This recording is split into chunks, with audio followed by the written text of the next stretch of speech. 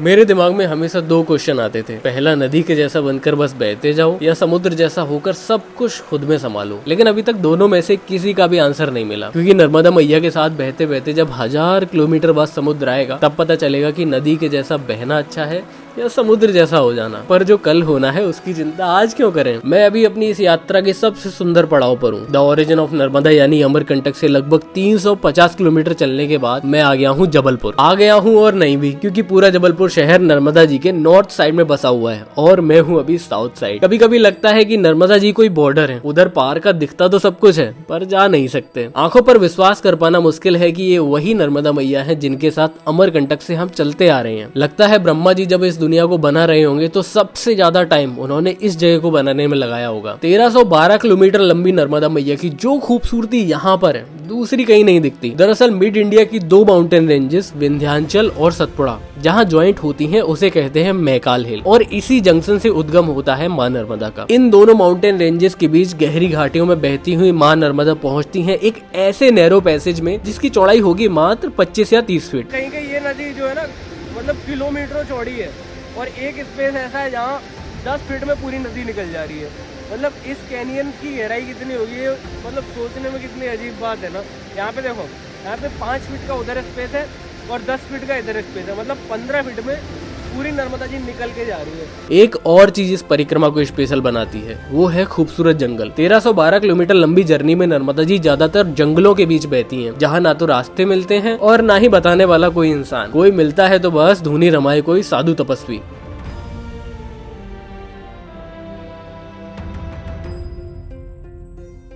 कभी कभी दिन शुरू दिन खत्म होने के बाद होता है। पूरा दिन घूम घाम के जब हर रोज की तरह एक नए आश्रम पर पहुंचे तो लगा कुछ खाली सा है, तो उस खाली जगह को भरने चल दिए आगे नहीं पीछे की ओर, क्योंकि आश्रम के पीछे ही नर्मदा जी बह रही हैं। सवेरे से चल रहे हैं, 4 बजे आके 4:20 पे हमको ये लगा कि अब पे रुक जाना चाहिए, और क्योंकि एक आश्रम मिला इसलिए ऐसा लगा कि आगे मिले ना मिले तो बढ़िया था। मतलब छोटा सा आश्रम, बाबा जी रह रहे हैं बहुत टाइम से, हमने क्या रुक जाते भाई, तो रुक गए यहाँ पे।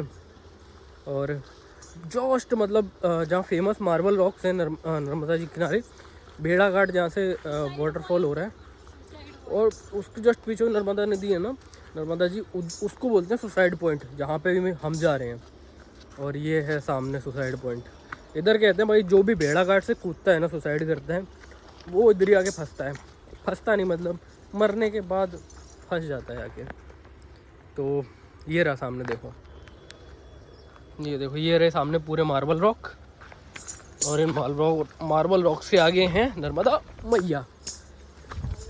ये और जो मेरे पीछे, जो पेड़ों के पीछे देख रहे हैं ना, इधर ही है, इधर ही है वो। ओहो, ये आ गई आवाज़, क्या बात है। ये है व्यू,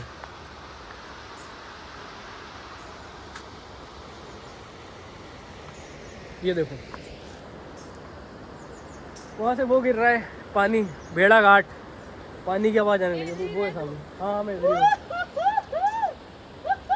गिर रहा है पानी पीछे। और ये देखो कितने, इतनी बड़ी नदी इतने से नैरो स्पेस में, इतने से नैरो स्पेस में।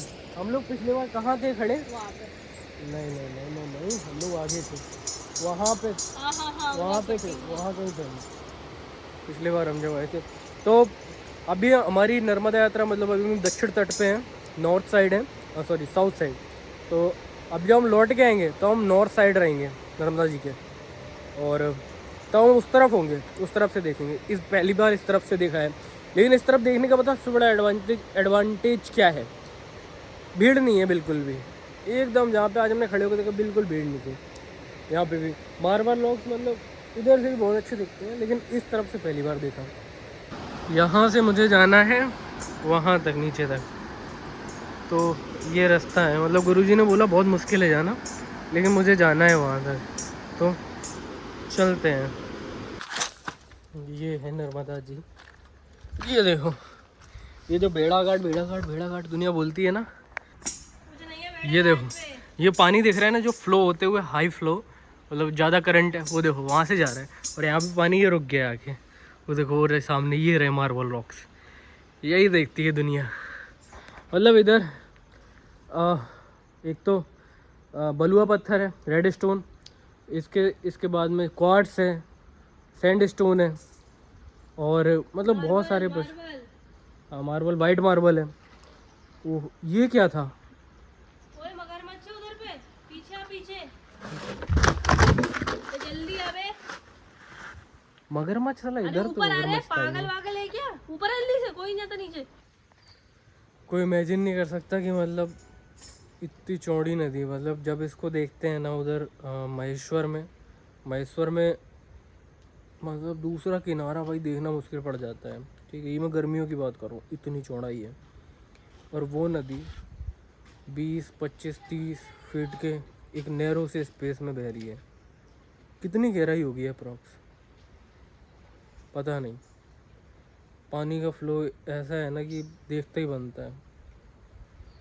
दुनिया में ऐसी कोई जगह नहीं है दूसरी।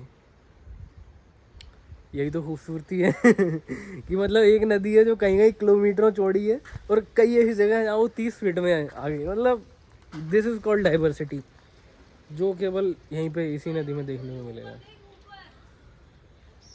हाँ अरे वाह, चारों तरफ केवल मार्बल है, ऊपर चिड़ियाँ हैं और ये फिर पानी की आवाज़ आ रही है। क्या बात।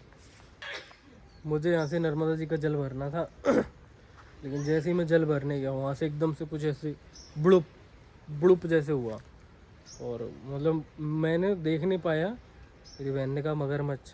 भाई मेरे को पता है मगरमच्छ तो नहीं था, श्योरिटी नहीं है, लेकिन मगरमच्छ इधर इस एरिया में तो नहीं है।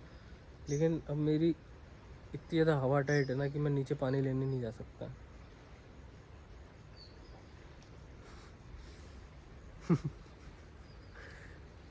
अबे यार मतलब कभी कभी ऐसा लगता है कि ठीक है दिलेरी दिखाओ इसमें, लेकिन दिलेरी दिखाने में और बेवकूफ़ी में ज़्यादा अंतर नहीं होता है, बहुत ही थिन लाइन है।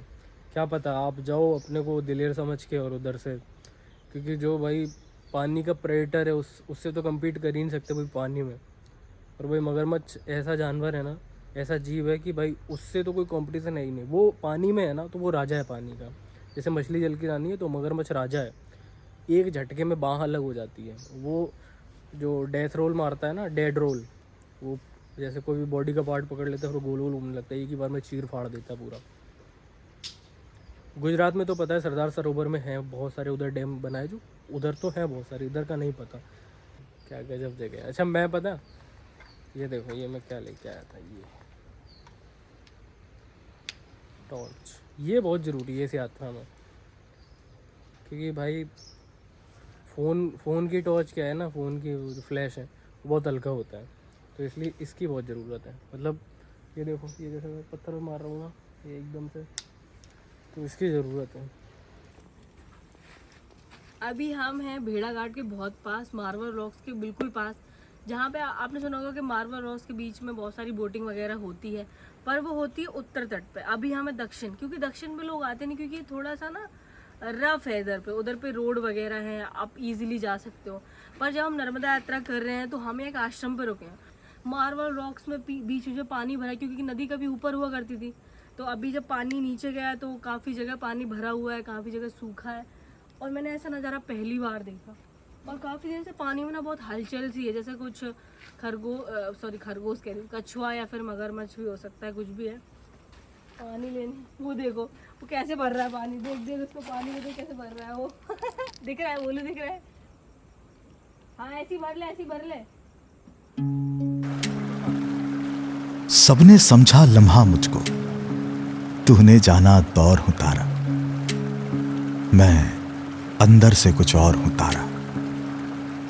कितनी नदियां ठहरी मुझ में, कितने दरिया मुझ में बहते, मुझको भी ये खबर कहाँ थी इतने चेहरे मुझ में रहते। इन चेहरों का भेद पड़ा है तारा, तूने वेद पढ़ा है। खामोशी की चादर ओढ़े चीख उगलता शोर हूं तारा, मैं अंदर से कुछ और हूं तारा।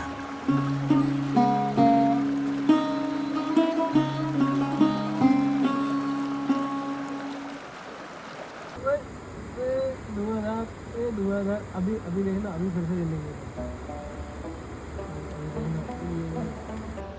ओए जल गए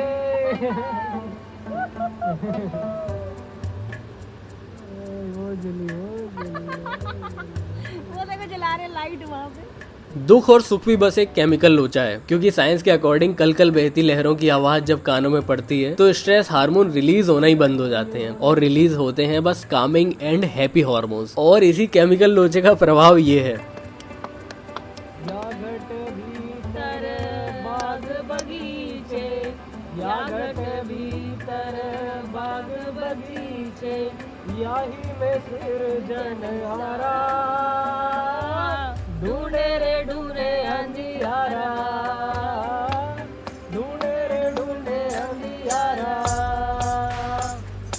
या घट भीतर साच समंदर, याही में 9 लाख तारा, ढूंढे रे ढूंढे अंधियारा, ढूंढे रे ढूंढे अंधियारा, या घट भीतर हीरा मोती, याही में परखन हारा, ढूंढे रे ढूंढे अंधियारा, ढूंढे रे ढूंढे अंधियारा। थोड़ा थोड़ा डर भी लग रहा है यहाँ पे बैठने में। वो सामने रहा धुआंधार वाटरफॉल जहाँ पे लाइटिंग हो रही है और जहाँ से नदी मतलब गिरती है नीचे मैया, तो फिर आके यहाँ सकरी सकरी मार्बल रॉक में बहती हुई जाती है, बहुत ज़्यादा फ्लो से। कहते हैं ये सामने जो दिख रहा है ना, ये सुसाइड पॉइंट है। बाबा जी बताते हैं यहाँ पे 10-10, 15-15 लोग गिर जाते हैं एक साथ एक दूसरे को बचाने में, उनकी डेड बॉडी बहुत आगे निकलती है जाके। एक बार हम भी यहाँ खड़े थे, जब आज पता चला सुसाइड पॉइंट है तो कभी जाएंगे ही नहीं है। वो जरूर मेरे को थोड़ी देर बाद उठे और चल दिए वापस ऊपर की ओर, जहाँ खाना इंतजार कर रहा होगा। इस दुनिया के बहुत सारे लोगों को ये ही नहीं पता कि भूख वाली फीलिंग कैसी होती है, कैसा लगता है जब खाली पेट हो और चूल्हे से निकलती हुई रोटी दिख जाए। तब भूखे और रोटी के बीच कुछ नहीं होता, न स्ट्रेस, न डिप्रेशन, न डिस्ट्रैक्शन, कुछ नहीं होती है तो बस भूख। और जब पहला टुकड़ा गले के नीचे उतरता है, वही पल होता है जब दिमाग सोचना बंद कर देता है और अर्जुन की तरह नजर होती है अगले निवाले पर। इसीलिए तो कहता हूँ ये परिक्रमा नहीं है साहब, ये तो परीक्षा है। परीक्षा है इस शरीर की, परीक्षा है इस स्वभाव की, परीक्षा है इस व्यक्तित्व की। और जब इन सब परीक्षा में पास हो जाएंगे तभी इस परिक्रमा का फल मिलेगा।